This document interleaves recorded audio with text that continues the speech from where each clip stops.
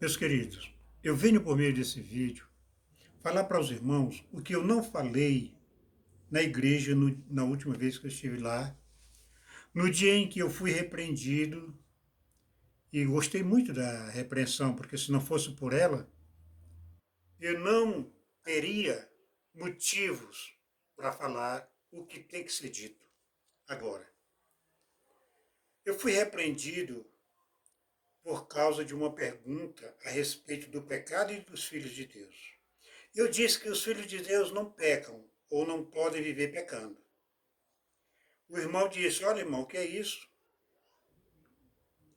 Está escrito: aquele que disser que não tem cometido pecado faz-lo mentiroso e a sua palavra não está em nós.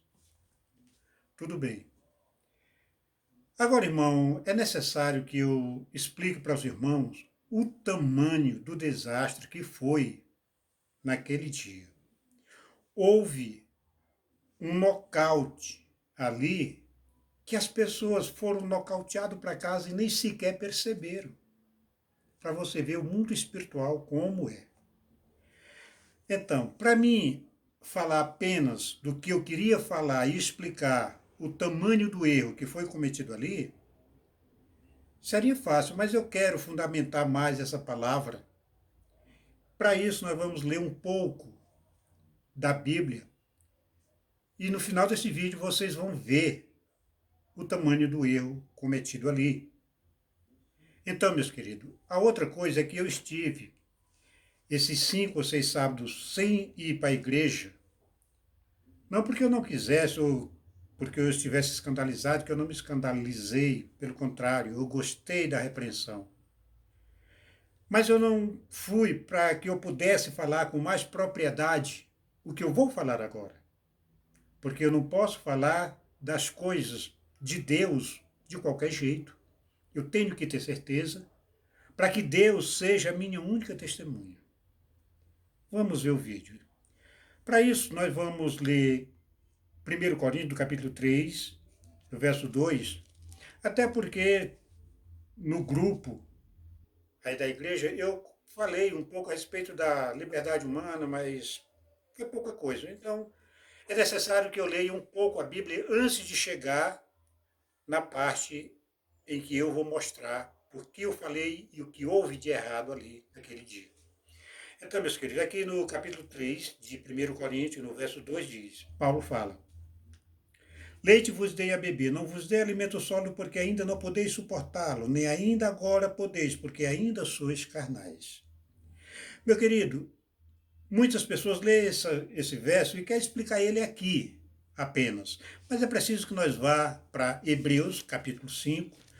Talvez demore um pouco, porque eu estou com a Bíblia aqui e às vezes alguns livros ficam meio distantes. Então, capítulo 5, no verso Hebreus 5, 11, se eu não me engano. Aqui Paulo, o escritor de Hebreus, que ninguém nunca disse com precisão que escreveu, mas o apóstolo que escreveu disse: a esse respeito, eu digo que é Paulo por causa dessas coisas, porque é o mesmo assunto. E aqui ele diz: a esse respeito, temos muitas coisas que dizer, difíceis de explicar, porquanto vos tende tornado tardios em ouvir. Pois, com efeito, quando devieis ser mestre, o que muitos querem, atendendo ao tempo decorrido, tendes novamente necessidade de alguém que vos ensine de novo quais são os princípios elementares dos oráculos de Deus. Assim vos tornaste como necessitados de leite e não de alimento sólido. Ora, todo aquele que se alimenta de leite é inexperiente na palavra da justiça, porque é criança. Mas o alimento sólido é para os adultos, para aqueles que pela prática têm as suas faculdades exercitadas, para discernir não somente o bem, mas também o mal. Palavra do Espírito Santo de Deus. Então, meus queridos, aqui o que Paulo está dizendo, ou o escritor, seja ele quem for, está dizendo que quando muitos querem ser mestre, atendendo ao tempo decorrido, tendes novamente necessidade de alguém que os ensine. Por quê? Porque trata-se da palavra de Deus, onde tem muitas coisas que têm que ser faladas, mas são difíceis de explicar. Mas nós estamos falando do leite do Evangelho. O que é o leite do Evangelho? Vamos resumir. O leite do Evangelho é uma forma simples e objetiva de se pregar a palavra de Deus, de forma que fique no homem a responsabilidade de se converter a Deus. Ou seja, Deus passa essa responsabilidade para o homem. O leite do Evangelho, o efeito do leite do Evangelho é justamente a responsabilidade de se converter a Deus, de se voltar para Cristo, de se arrepender, de se decidir. Paulo aqui, em 1 Coríntios, capítulo 3, ele está falando para pessoas que nada entendiam do Evangelho. Se ele chegasse falando as coisas profundas do Evangelho, ele simplesmente se escandalizaria, porque está escrito no mesmo livro, 1 Coríntios, capítulo 2. Diz que o homem natural não aceita as coisas do Espírito de Deus porque eles são loucuras e não pode entendê-las. O pior de tudo é que todos querem ser espirituais, se nem sequer se dá conta do que estão falando. Meu querido, para me mostrar o Evangelho lançando sobre o homem esta responsabilidade de se converter a Deus, de buscar a Cristo, nós vamos ler algumas passagens bíblicas. Nós vamos para Mateus, capítulo 11. Lá fala, no capítulo 11, no verso 28, vamos ver aqui. Vamos com cuidado, porque trata-se da palavra de Deus, não pode ser dito de qualquer forma, temos que ler, está aqui. Então, em Mateus 11, no verso 28, Cristo diz: Vinde a mim, todo que estáis cansado e sobrecarregado, e eu vos aliviarei. Meu querido, quando a pessoa ouve um verso como esse, ele se sente com aquela responsabilidade de buscar a Cristo, de se decidir se segue a ele ou não. Quando João Batista veio anunciando as boas novas do Evangelho, o que ele dizia? Arrependei-vos, para serdes cancelados os vossos pecados. E Cristo disse a mesma coisa. Cristo disse, arrependei-vos, porque está próximo o reino dos céus. Quando nós recebemos essa palavra dessa forma, fica em nós a sensação de poder buscar, de poder nos decidir, de poder nos arrepender. A responsabilidade recai sobre os homens. Então, agora nós vamos para o livro de João, no capítulo 6, vamos ver aqui, deixa eu procurar. João 6, vamos ver o que fala a esse respeito. João capítulo 6. João 6, 44. Aquele Cristo que disse, vinde a mim, todo que estáis cansado e sobrecarregado, eu vos aliviarei.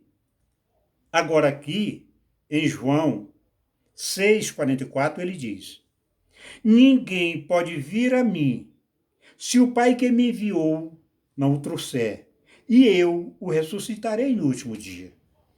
Você vê, meu querido, primeiro ele lança a responsabilidade sobre o homem, arrependei-vos, porque está próximo o reino de Deus. Vinde a mim, todo que está cansado e sobrecarregado, eu vos aliviarei.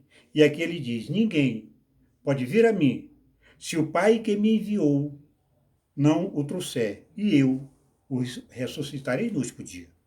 Se você for para o verso 65 deste mesmo capítulo, ele diz, e prosseguiu, por causa disto é que eu vos tenho dito, ninguém poderá vir a mim, se pelo Pai não lhe for isto concedido. Aqui, quando diz e prosseguiu, é porque ele estava falando para aqueles discípulos, para aqueles judeus que se escandalizaram com ele, quando ele disse que ele era o pão vivo que desceu do céu. E muitos de seus discípulos o abandonaram, e ele vai e diz, e prosseguiu, por causa disto, deles terem o abandonado, é que eu vos tenho dito, ninguém poderá vir a mim, se isto não lhe for concedido pelo Pai. Mas como é que acontece este processo de Deus enviar os seus a seu Filho para serem santificados?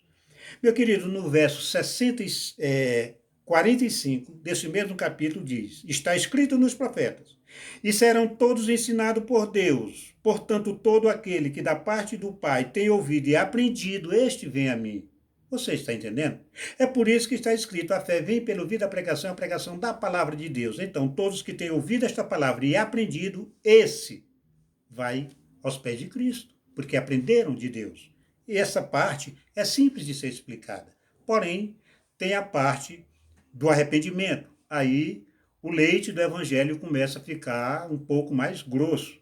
Vamos ver em Atos, capítulo 5, parece que é verso 31, vamos ver aqui. É que eu não escrevo nada para falar da palavra de Deus, tem que ser do conhecimento, se é que tem, se não tiver. Então, no capítulo 5 de Atos dos Apóstolos, no verso 31, olha o que ele fala a respeito do arrependimento. Deus, porém, com a sua destra, o exaltou a príncipe e salvador, a fim de conceder a Israel o arrependimento e a remissão de pecados. Então, o mesmo Cristo que disse, arrependei-vos, porque está próximo o reino dos céus, aqui agora ele diz que ele foi levantado pelo Pai, a fim de conceder a Israel o arrependimento e remissão de pecados. Então, meu querido, para nós entender melhor, agora nós vamos para o capítulo 11, vamos estudar um pouco a Bíblia. No capítulo 11, do verso 17 em diante, Marcos fala o seguinte: pois se Deus lhe concedeu o mesmo dom, o arrependimento, que a nós nos outorgou quando cremos no Senhor Jesus, quem era eu para que pudesse resistir a Deus? E ouvindo eles estas coisas, apaziguaram-se e glorificaram a Deus, dizendo, logo também aos gentios foi por Deus concedido o arrependimento para a vida. Você vê que outra vez aqui as Escrituras está dizendo que aos gentios, ou seja, a todos nós, foi por Deus concedido o arrependimento para a vida. Mas antes ele tinha dito, arrependei-vos. Então, meu querido, por que é que aqui está deixando bem claro o arrependimento para a vida? Porque o arrependimento que Deus nos concede é um. E o arrependimento que o homem acha que tem é segundo a carne. Ele se arrepende de seus delitos, de seus atos. E, às vezes, com vergonha da família, ele diz que se arrependeu, com medo da polícia, se o problema for mais grave. Ele também diz que se arrependeu com medo de ir preso. Mas logo depois, quando passa a crise, ele volta a praticar os mesmos erros. Para Deus não vale. Porque Deus disse, buscareis e me achareis quando me buscareis de todo o coração. E só quem nos conduz a Ele mesmo é o seu Espírito. E aqui é Ele que nos concede este arrependimento para a vida. Por isso ele está dizendo que o arrependimento que Ele nos concede é outro. Quem recebe o arrependimento dado por Deus, pelo Espírito Santo de Deus, esse abomina o pecado. Esse jamais vai retroceder porque é guiado pelo Espírito de Deus. E ele, arrependido, vai aonde? Aos pés de Cristo, confessar seus pecados. Agora nós vamos para 1 João. 1 João, vamos ver aqui, cheguei. 1 João, do capítulo 8 em diante, nós vamos ler. Meu querido, nós temos que ter muita calma, porque é como Paulo fala, muitas coisas para falar difíceis de explicar. Tem coisas que é de uma espiritualidade tão profunda que dificilmente um homem encontra palavras para explicar. Por isso Paulo diz que são difíceis de explicar. Então, vamos ler o verso 8 de 1 João, do primeiro capítulo, do verso 8 de 1 João, que diz: se dissermos que não temos pecado nenhum, a nós mesmos nos enganamos e a verdade não está em nós. Meu querido, este verso abrange a toda a raça humana. Seja aqueles que estão chegando agora para serem purificados por Cristo, ou seja, santificados, e toda a raça humana está incluído aqui nesse verso 8, apenas no verso 8. Mas alguém deve estar dizendo, olha, irmão, mas lá na classe você disse que os filhos de Deus não pecam, não pode viver pecando, e você coloca eles neste verso, se dissermos que não temos pecado nenhum, a nós mesmos nos enganamos e a verdade não está em nós. Meu querido, espere que você vai entender. Agora, no verso 9, está escrito, se confessarmos os nossos pecados, ele é fiel e justo para nos perdoar os pecados e nos purificar de todas as injustiças. O que foi que ele disse lá em Atos 5, verso 31? Que ele foi levantado para conceder a Israel o arrependimento e remissão de pecados, porque não seria interessante ele fazer com que nós nos arrependêssemos e ficássemos com o mesmo pecado, seria um tormento eterno. Estou arrependido, mas não tem quem perdoe meus pecados. Mas não, ele faz a obra toda. Aqui diz, se confessarmos os nossos pecados, ele é fiel e justo para nos perdoar os pecados e nos purificar de todas as injustiças. Nós vamos nos tornar santos, irrepreensíveis pelo Espírito dele. Então, meu querido, agora vem a parte mais complicada, que é o verso 10. O verso 10, ele deixa um discernimento, de certa forma, contra a salvação do homem, digamos assim. E vocês vão entender por quê.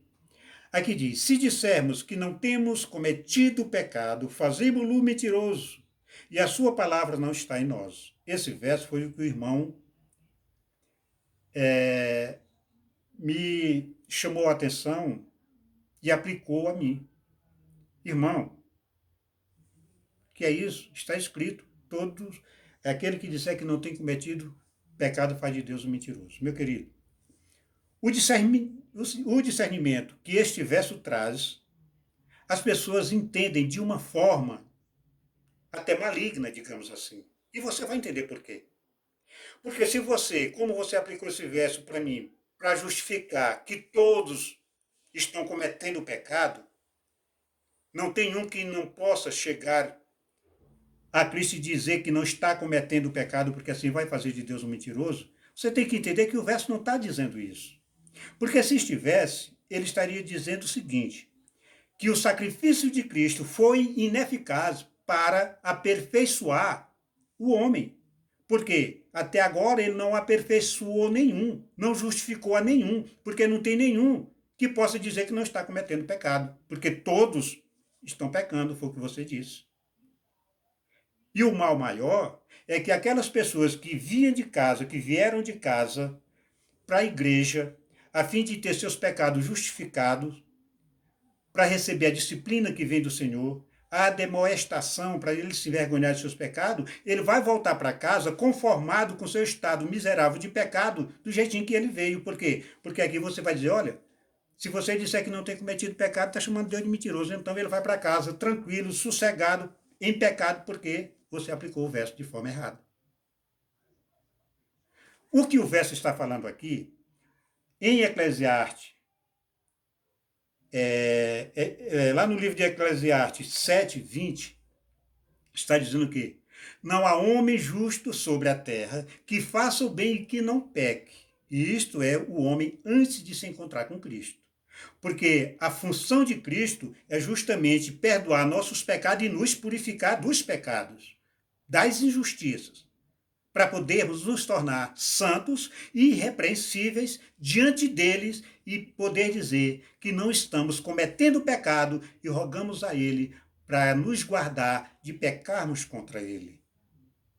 Do contrário, você estaria anulando o sacrifício de Cristo, em dizer que não um homem que não peque, porque está escrito, aquele que disser que não tem cometido pecado faz de Deus um mentiroso.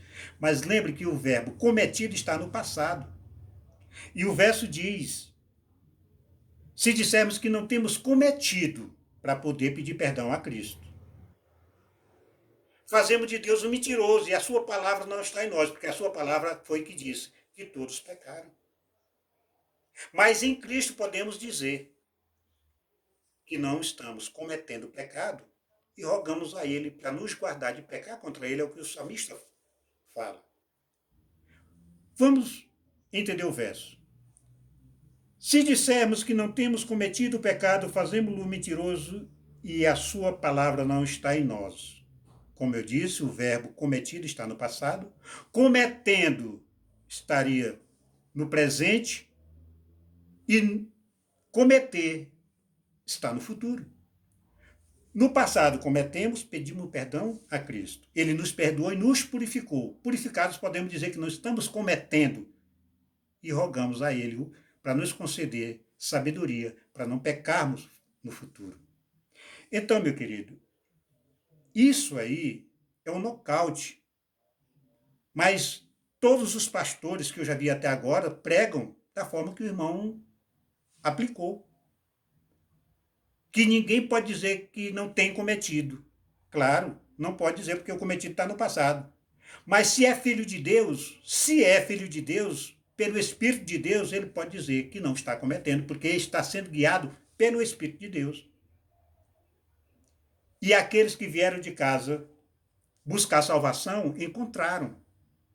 Porque foram ademoestados, foram disciplinados, você não pode pecar. No verso primeiro do capítulo 2, que é logo a seguir, olha o que está dizendo. Filhinhos meus, estas coisas vos escrevo para que não pequeis. Se todavia alguém pecar, temos o advogado junto ao Pai, Jesus Cristo justo. Outro verso bíblico que deixa no homem a tranquilidade de estar em pecado e achar que é filho de Deus. Por quê? Olha, aqui está dizendo que Deus nos escreveu estas coisas para nós não pecar, mas se todavia alguém pecar, que nós não nos preocupemos, porque tem um advogado junto ao Pai Jesus Cristo justo que vai advogar a minha causa. Então não tem problema se eu pecar. É a palavra que está dizendo. Ele escreveu para mim não pecar, mas se eu pecar, está tudo bem. E volta para casa com a mesma sensação de conformismo com seu estado miserável de pecado. Mas o verso não está dizendo isso. O discernimento não é esse. Vamos aplicar o discernimento neste verso. Aqui, em outras palavras, ele está dizendo filhinhos meus, eu coloco o meu espírito sobre vós para que não peques. Mas, enquanto existir alguém pecando, temos um advogado junto ao Pai, que vai perdoar ele também. Por que é que o discernimento tem que ser esse? Porque lá em João 6,63 está escrito: as palavras que eu vos tenho dito são espírito e vida. Meu querido, o que foi que ele nos escreveu? Suas palavras. O que é que elas são? Espírito e vida. Então podemos entender que ele está colocando o seu espírito sobre nós para que nós não pequemos. Porque o homem só deixa o pecado por meio da palavra de Cristo,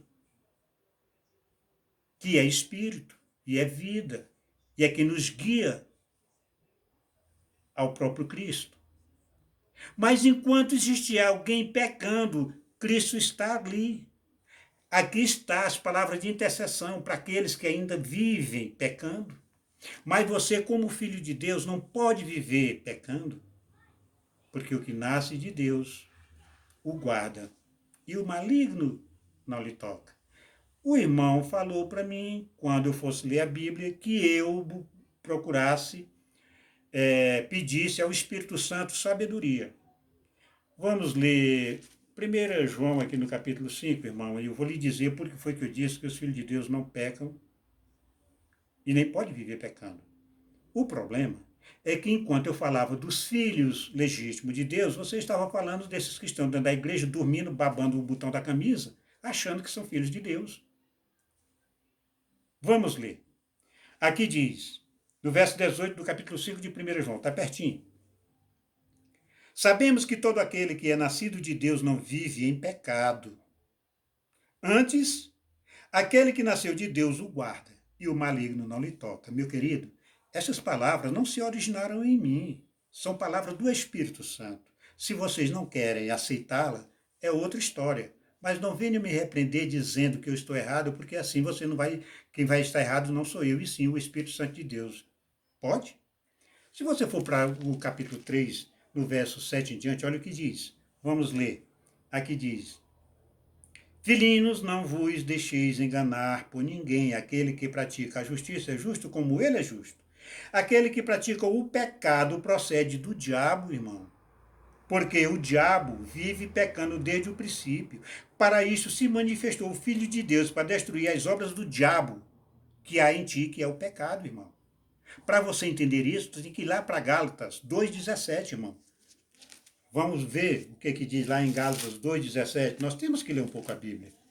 Gálatas 2,17. Olha o que ele diz. Mas se procurando ser justificado em Cristo, fomos nós mesmos também achados pecadores, dá-se o caso de ser Cristo ministro do pecado. Meu querido, se Cristo destruiu em ti as obras do diabo, que é o pecado, e você procurando ser justificado em Cristo, agora se encontrou pecador outra vez, seria Cristo ministro do pecado, porque você diz que é filho dele e ao mesmo tempo é pecador. E aí? ele é ministro do pecado? As escrituras aqui no verso 18 diz que não. E aí ele vai dizer por quê. Porque se torno edificar aquilo que destruí, no caso o pecado, a mim mesmo me constituo transgressor e estou fora do reino dos céus. Então, se nós voltar lá para 1 Pedro de novo, 1 João, vamos ver o que ele continua dizendo. Vamos ler a Bíblia um pouquinho só. Em 1 João, aqui no capítulo 3, ele continua dizendo: já havia pecado desde o princípio. Para isso manifestou o Filho de Deus, para destruir as obras do diabo, que é o pecado. E aí ele diz: todo aquele que é nascido de Deus não vive na prática de pecado, irmão. É ele que diz, não foi eu. Pois o que permanece nele é a divina semente. O que é a divina semente, irmão? A palavra de Deus, a qual não te deixa pecar, a não ser que você a abandone. E ele continua: esse não pode viver pecando, porque é nascido de Deus. Não brinque de ser filho, meu querido, porque Deus não brinca de ser pai. Ele é pai. E ele diz: nisto são manifestos quem? Os filhos de Deus e os filhos do diabo. Todo aquele que não pratica a justiça não procede de Deus, nem aquele que não ama seu irmão.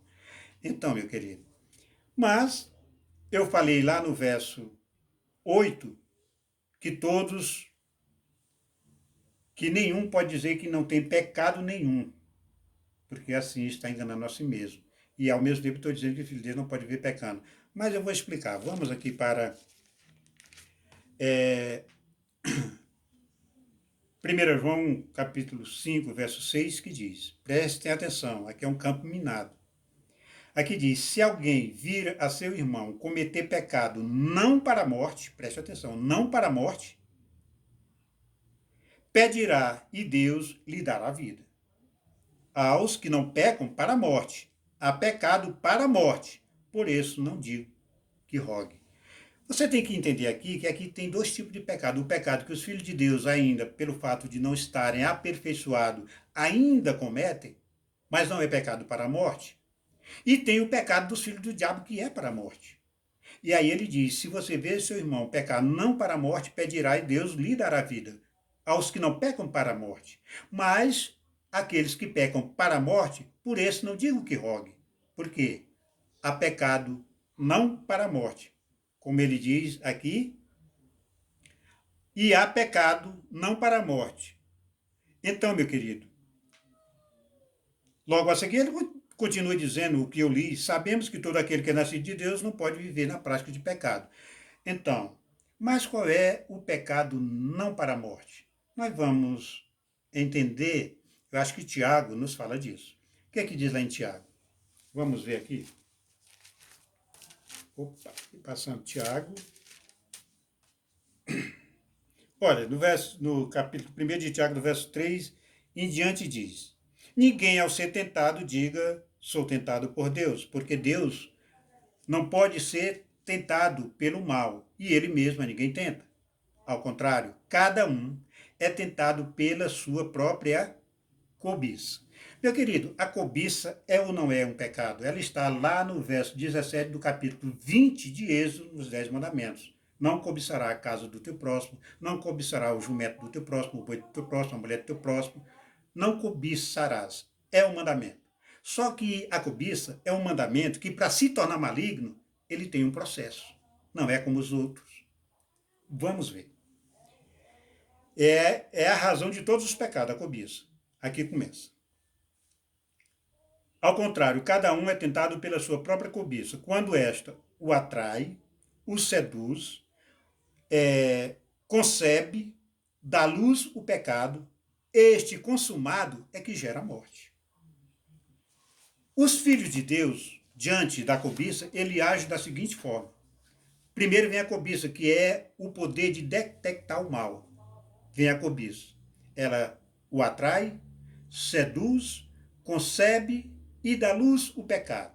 Na hora de consumar o pecado, vem os mandamentos do Senhor que diz, não matarás, não adulterarás, não furtarás, não dá falso testemunho, não cobiçarás. E aí você vai fazer o quê? Você não vai consumar o pecado, porque a palavra diz para você não fazer, não efetuá-lo.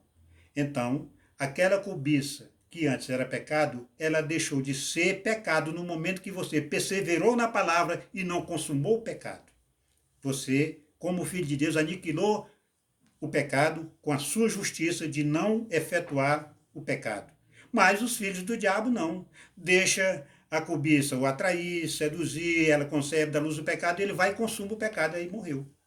Então, meus queridos, tem muita coisa que se eu pudesse, eu passaria meses conversando com vocês e vocês iam ver o tamanho dos erros que as pessoas cometem, como o irmão, querendo me repreender, falou daquela forma, aplicando aquele verso, anulando o sacrifício de Cristo e deixando todos felizes em seu estado miserável de pecado, ao dizer que ninguém pode dizer que não peca porque está escrito. Aquele que disser que não tem cometido pecado faz de Deus um mentiroso. Só que Deus está falando no passado. Por isso ele diz, se confessarmos pecado, porque todos pecaram e precisam da misericórdia de Deus. Como diz, as Escrituras encerrou todos no pecado para que ele use de misericórdia para com todos. Então, se alguém agora, quando ele diz, se confessarmos nossos pecados, chegam dizendo que não tem cometido pecado, está chamando ele de mentiroso, porque foi ele que disse que todos pecaram. Mas em Cristo podemos dizer, como Paulo diz, que ele não vive, Cristo vive nele, Cristo pecaria? Se você disser que ninguém pode chegar agora aos pés de Cristo dizendo que não está cometendo pecado, você está dizendo que ele não foi capaz de purificar ninguém, porque ninguém pode dizer isso. Meu querido, pelo amor de Deus, vamos ler a Bíblia. Eu espero não estar sendo grosso, não, é a palavra de Deus, essa eu não posso negar. A outra coisa que eu disse que não fui para a igreja esses dias porque eu tinha que ter autoridade para falar o que eu vou falar. E uma delas, eu vou começar dizendo, olha, quando eu vim aqui para Ponte Alta, antes de eu pedir minha carta para cá, eu já ia nessa igreja. Eu já tinha dado meu endereço, já tinha falado para uns irmãos lá que moram aqui ao lado, minha mulher enferma, pedi que viesse na minha casa, que fizesse orações pela minha esposa, coisas que se faz nas igrejas. Depois que a casa chegou, eu fui bem recebido, até me convidaram para passar a lição da escola sabatina, aquela alegria toda. E aí, de repente, eu recebi essa repreensão, tudo bem, não tem nenhum problema, não me escandalizo com isso, mas dei graças a Deus porque para mim poder mostrar o erro que foi cometido ali. Então, mas o que eu quero dizer para os irmãos é que o que eu vi na igreja foi uma grande hipocrisia. Hipocrisia, meus irmãos. Para mim dizer isso, eu passei 5 sábados, até o sexto, sem ir na igreja para mim poder falar com propriedade, porque a minha testemunha é Deus que vê todas as coisas. Eu dei meu telefone, onde eu moro, hoje eu sou membro, falei da enfermidade da minha esposa, pedi socorro aos irmãos.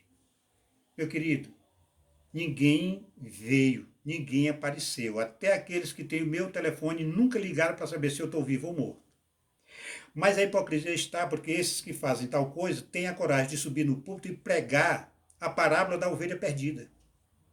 Eu não sou uma ovelha perdida, eu não me considero isso, porque essa Bíblia aqui, ela tem 20 anos que me segue e eu não vou no mercado sem levar ela no painel do meu carro. Não vou. E a mulher entra para o mercado e eu fico lendo ela dentro do carro.